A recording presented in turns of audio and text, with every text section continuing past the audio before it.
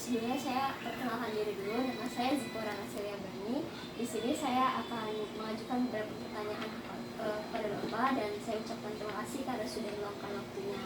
Nah, untuk pertanyaan pertama, mengapa pendidikan dikatakan sebagai ilmu dan seni?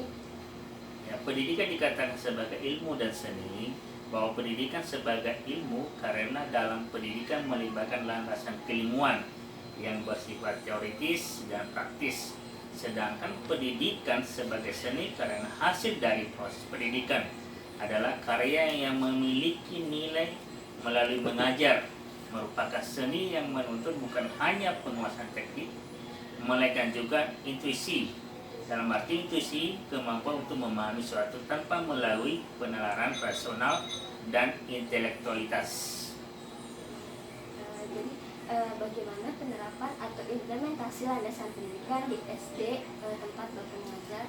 Ya, penerapan atau implementasi landasan pendidikan di sekolah kami yaitu memberikan pendidikan humaniora yang menekankan pada pelaksanaan pembinaan karakter, disiplin, dan berprestasi serta memiliki nilai-nilai karakter khusus. Nah, untuk pertanyaan ketiga, apakah landasan pendidikan ini bisa dijadikan solusi untuk menyelesaikan permasalahan di lingkungan sekolah? Ya, landasan pendidikan bisa dijadikan sebagai solusi. Karena dengan adanya landasan pendidikan maka sekolah bisa menyelesaikan masalah yang terjadi dengan memperhatikan atau meningkatkan kualitas guru, minat belajar peserta didik serta kurikulum yang ada. Seperti itu, Pak. Nah, pastikan di setiap sekolah mungkin ada permasalahan ya, Pak. Nah, ketika menghadapi permasalahan di sekolah, landasan pendidikan apa yang sering digunakan untuk memberikan solusi? Misalnya seperti landasan sosiologis pendidikan atau mungkin landasan historis pendidikan. Ya, untuk sekolah kami yang kami gunakan adalah landasan sosiologis. Kenapa digunakan? Kami gunakan landasan sosiologis karena pendidikan tidak lepas dari upaya atau proses saling mempengaruhi antara individu di mana pendidik harus bertanggung jawab atas perilaku dalam menunjang proses pembelajaran. Apa harapan Bapak jika landasan pendidikan ini dapat terrealisasikan dengan baik di sekolah tempat Bapak mengajar?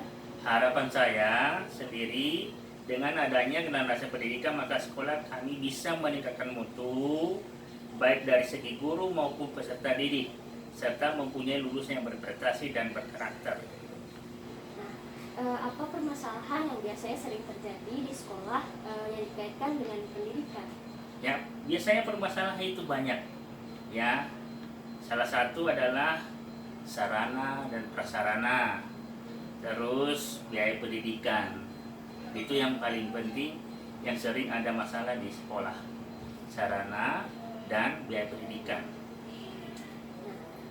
Terus juga apakah misalnya di sekolah Bapak ini ada peserta didik gitu atau seorang siswa yang misalnya dia tidak mau diajar atau juga tidak mau belajar, terus kalau misalnya ada bagaimana cara Bapak menangani peserta didik yang sulit dididik atau mungkin sulit diajar? Ya, secara pribadi, secara pengalaman saya ada, tidak semuanya. Ada salah satu siswa dengan cara apa kita supaya anak tersebut atau peserta didik tersebut bisa belajar dengan baik, itu dengan memperhatikan beberapa faktor, ya, atau pendekatan yang persuasif terhadap siswa yang sulit belajar dengan mendengarkan apa yang bisa dilakukan ketika belajar dengan tidak membedakan siswa yang lain, sehingga akhirnya siswa tersebut ada kemauan belajar. Dalam arti guru dituntut mempunyai hati untuk mau mengajar, bukan sekedar menyampaikan materi, tapi sesekali menjadi teman bagi setiap siswa. Pendidikan ini kan wajib ya Pak untuk seluruh manusia tentunya. Nah, karena melalui pendidikan ini manusia bisa dikatakan menjadi manusia seutuhnya.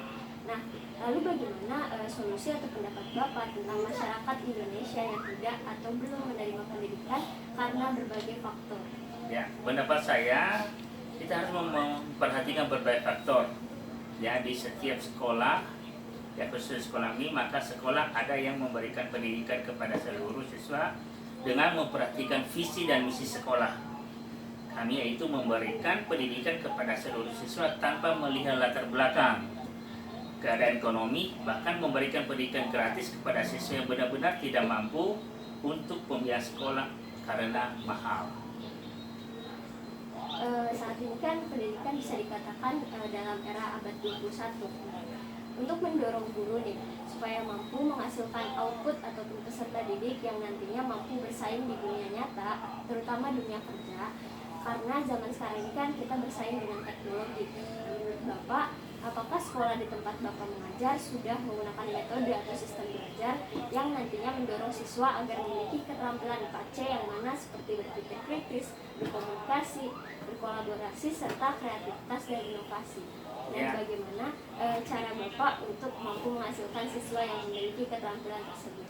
Ya, sekolah kami mungkin tidak semuanya, tapi salah satu dari 4C ini yaitu setiap guru atau pendidik mendorong anak untuk bisa tampil, menjelaskan sesuatu atau persoalan, mengevaluasi, berkomentar, jangan diam, dan berani mengungkapkan pendapat atau gagasan di depan umum, sehingga nanti dia bisa bersaing di dunia luar. Terus juga untuk pertanyaan terakhir ya Pak, jadi apakah Bapak setuju jika tenaga manusia ini digantikan oleh mesin ataupun robot? Karena kan robot ini kan dibuat dari manusia yang punya keterampilan luar biasa. Ya, secara pribadi sebenarnya tidak setuju, tapi ada juga setujunya. Kenapa? Karena robot inilah yang membuatnya adalah manusia. Ya, secara pribadi tidak setuju karena menggunakan robot untuk melakukan sesuatu kegiatan, maka manusia tidak bisa menyampaikan ilmu kepada orang lain, dan robot juga terbatas. Ya, terbatas kemampuan untuk menganalisis sesuatu permasalahan secara rinci. Ya, robot seharusnya digunakan sebagai untuk menyelesaikan sesuatu pekerjaan yang sederhana atau membantu manusia ketika melakukan pekerjaan yang sulit. Itu saja dari saya. Terima kasih. Terima kasih juga Pak atas bantuannya.